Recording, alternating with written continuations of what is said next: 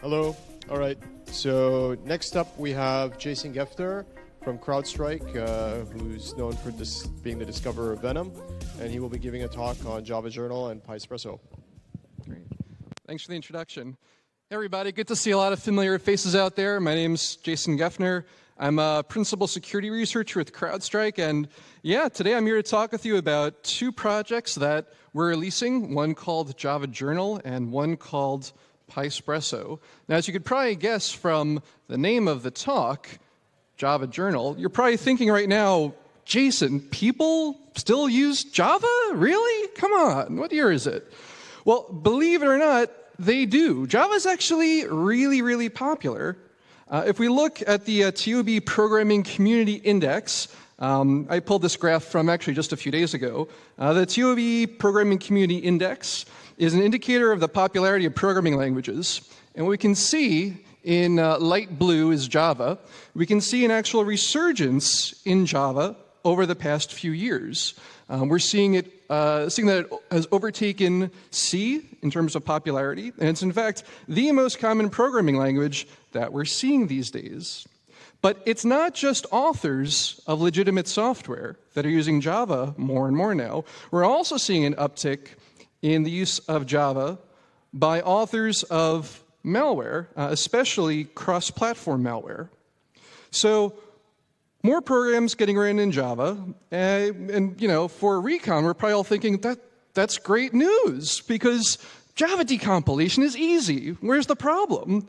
Look at all the tools we have for decompilation. We have CFR, we have Fernflower, JD GUI, Krakatoa, Procyon. I mean, all we have to do is take whatever we want to analyze, a Java binary, throw it into one of these decompilers, and then just read the source code. Oh my God! Oh my God, I totally forgot. It's pretty easy to obfuscate Java code. So sometimes even having a decompiler really isn't enough. We're still going to have problems when it comes to obfuscated Java. So then this begs the question, well, how do we then deal with obfuscated Java? How to analyze it? Well, there are three main approaches. The first approach is to take the decompiled Java code and try to recompile it and debug it. Has anyone tried this, taking the output of a decompiled Java program, putting it into an IDE and trying to rebuild it? Some of you, I see some hands, I see a lot of laughter. I think some of you are laughing because you know that it almost never works. You're going to get a whole bunch of errors from the compiler, and even if you spend the hours to try to fix all those errors and you can get it to compile, the chances of it running correctly are very slim. So it's very difficult to go the recompile and debug route. So we're going to cross that off our list. The next option is creating a deobfuscator. Seems like a good idea, and you know, if you're writing your own AV engine, maybe it makes sense. Or if you're seeing the same obfuscation techniques used over and over again in a given set of families of malware. But the truth is that the work required to do this doesn't really scale, especially if you're an individual researcher or if you're seeing many different types of obfuscation used. The other thing to keep in mind when it comes to creating a deobfuscator, especially a static deobfuscator, is that oftentimes the runtime deobfuscation that's done will actually make use of runtime information that you can't easily glean statically. So for an example, you know, it's common to see a string decryption function being used in a Java program. And the decryption function uses for its decryption key information from the runtime. For example, it might look at the call stack, and from there, use that call stack information to generate a decryption key to decrypt the string. So at runtime, it's pretty easy to figure out what the key would be because that information can be evaluated dynamically. But statically, it's very hard to write a program to automatically decrypt the strings for that type of challenge. Which leaves us with dynamic tracing. So, you know, I know everyone in here knows of tools like Process Monitor and strace. And they're really useful for capturing high-level information for the resources, the system resources that are used by a given process. But oftentimes, that level of information is just too high level to be able to get a good understanding of what a program is doing, such as a program written in Java. Now, for, say, native Windows programs written in C++ and whatnot, we can use tools like Rohitab's API Monitor. I think some of us have probably heard of that. A really nice interface. We can see every API call that's made either from to a Windows DLL API function or a third-party DLL's exported function. And we can see all the information, the entire call trace. It would be really nice to have that type of information for Java. So if we then keep going with this thought, what would an ideal tracer look like? Well, there are several things that we'd want in an ideal tracer. First of all, we'd want it to be lightweight. Ideally, we don't want to have a bunch of third-party dependencies to deal with. We'd also want it to be extensible. We'd, in theory, we'd be, using some automation along with this. We'd want to be able to have the ability to write code on top of it, to be able to automate and interface with it. And because chances are, well, for almost everyone in the world except for me, you'll be using someone else's product.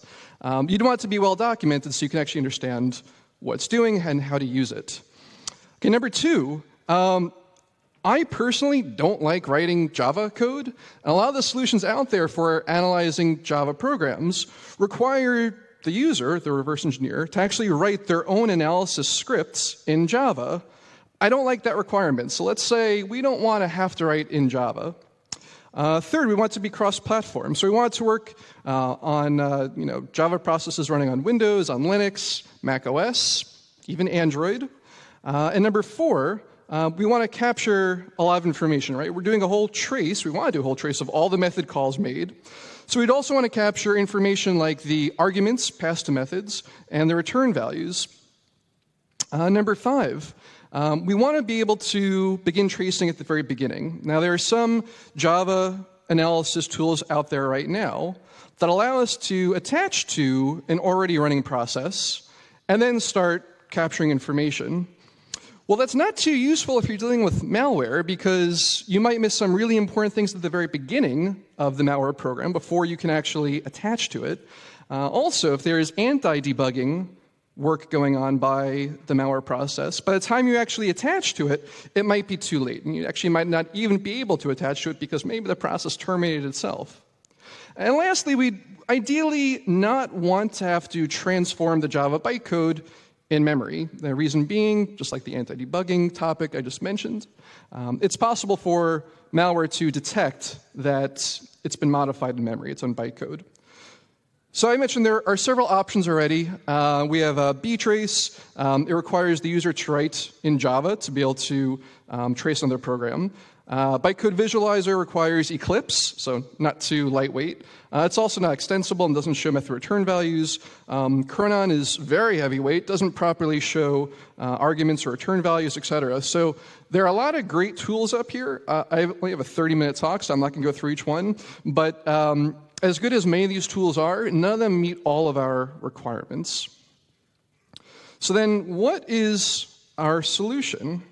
Well, our solution is something that we built from the ground up. It is JavaJournal running on top of the debugging framework that we wrote called Pyspresso. So what is Pyspresso? Well, Pyspresso, you can see on the bottom right in the green and blue blocks. It is a transport client that can go over TCP, IP, or shared memory, and a debug interface on top of that to communicate directly with the JVM. Now, everything on the left actually ships with the standard edition of Java. The Java Virtual Machine Tools interface, the Java Debug Wire Protocol agent, and this Java Debug Wire Protocol agent, which is part of Java, can actually communicate with a debugger process over what's called the Java Debug Wire Protocol. And again, this can be done over TCP/IP for local or remote debugging sessions. Or if you're running a local debug session on Windows, you can do it over shared memory. It's a little more performant. Now, because we're using a well-defined interface that is actually supported by Oracle, we don't have to worry about hooking things, which is nice. Because, once you start relying on hooks, maybe the next version of whatever you're trying to hook, addresses change, function names change, whatever you were hooking may not be reliable. So by relying on a well-defined interface, chances are this is going to be a lasting solution that's going to work for a long time. Another thing to note is that both the PySpresso debug transport and the PySpresso debug interface are written entirely in Python, and there are absolutely no dependencies. So that means a few things. It means that there's no need to install any third-party packages. There's no need for external Java debug interface wrappers. And here's the thing that I really like. If you're debugging a remote Java process, you don't even need to install Java on your host system. That's pretty cool. You can debug Java processes without having to install Java on your host system. So I like that a lot.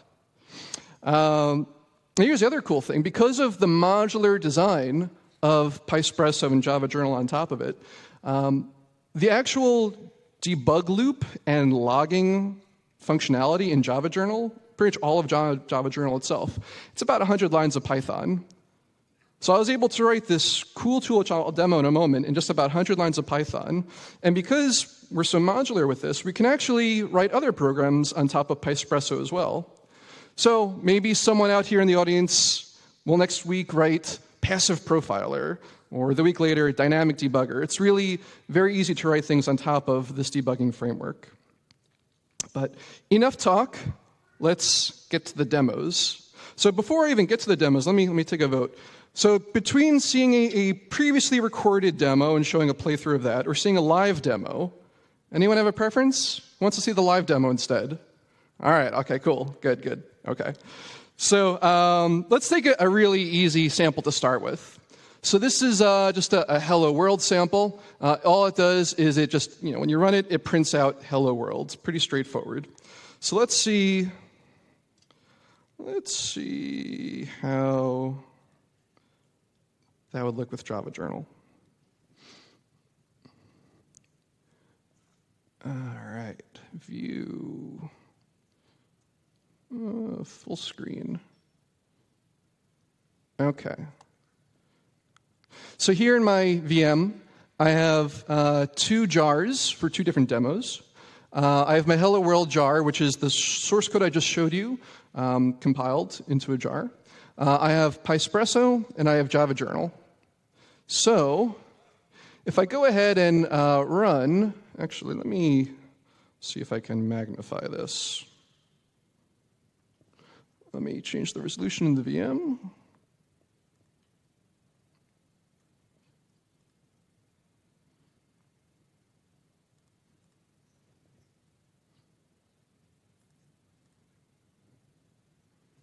No, that didn't do what I wanted. View full screen. Perfect. No, that's not right at all. Let's try it one more time. View full screen. All right, well, that's not going to play along well with us, is it? Let me try one other thing.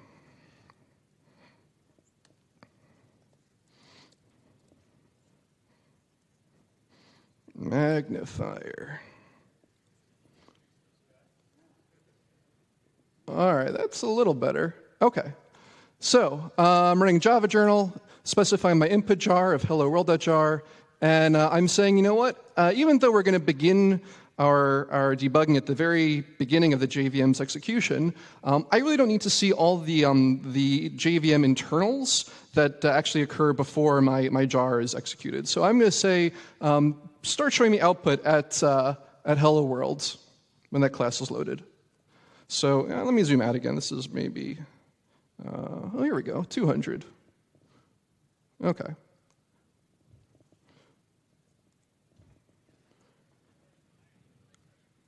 So I see a lot of output.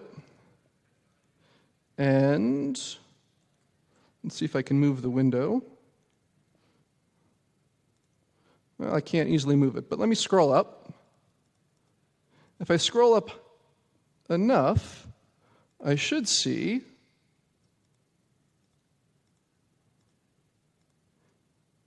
the string hello world being printed out. Well, it's hard to do this in this environment, so I tell you what. I'll show you what it looks like here. Because the output is recorded to a file, I can pretty much copy the output and put it into something like Notepad++ and use wrapping of the functions, collapsing of the functions. And I would see that eventually I see a call to java.io.printstream.append with the string hello world. So let me show you one other sample. So this is similar to what I discussed earlier. This is a snippet of code, a function from a malware family called Adwind. It's also known as JSocket and Alien Spy, and there are like a dozen other names of this malware family, but it's pretty prevalent right now. It's written in Java. And here's an example of this function, JSocket. It takes as input an encrypted string, and it's called from many places throughout the code. And you can see that the decryption key for the string is actually calculated dynamically based on the stack. So again, very difficult to try to reverse engineer this or create a deobfuscator statically. But we know that this is in the package org.jsocket.b. So we can use JavaJournal again, this time by specifying a slightly different line. We're going to say run the jar adwin.jar and only show the method calls for methods in org.jsocket.b star. I can press enter, and it's running in my VM now.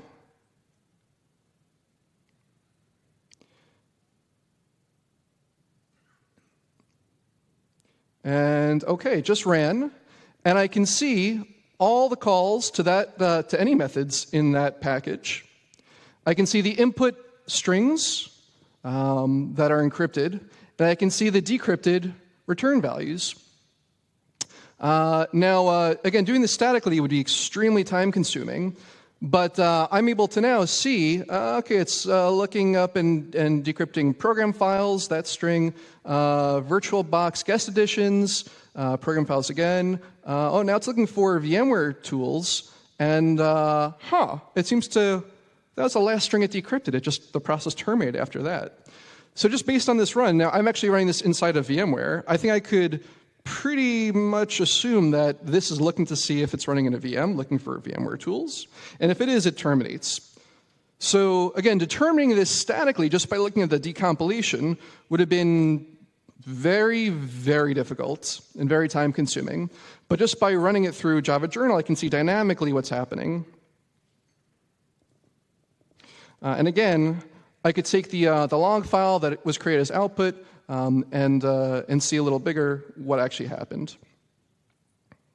All right, so what are the takeaways then? So the good news is you can download this right now. So it's about 4,000 lines of Python code, again, 0 dependencies, and it's very well documented too. So we have about 400 kilobytes worth of HTML documentation for this. You can download it from GitHub. It's on PyPy as well, so you can just go to your command line and type pip install Pyspresso, and you'll have it. Some things to note. First of all, it's still in alpha, which means just like Oracle's official JVM, you should not run it in a production environment. But seriously, it is an alpha. Not every code path has been tested, so use it at your own risk. In addition to it being very well documented, though, you also have the JavaJournal sample application that we're releasing fully open source, well commented as well. So you can take a look at that to get a feel for how to write your own programs on top of Pyspresso. As with any project, there are always more things that can be done. So some of the things we're looking to do now, better inspection of method arguments for opaque frames, kind of looking at things more natively the way that pstack does it. There's a little work that can be done to improve object abstraction to make things more Python-y. it would be kind of nice to be able to automatically have the option to attach to child processes that your debugged Java process creates. And of course, right now you saw it's just right now a text-based output. It would be pretty nice if someone out here wants to create a very nice GUI for it, similar, again, to something like Rohitab's API monitor. So with that, I'm happy to take any questions that you have.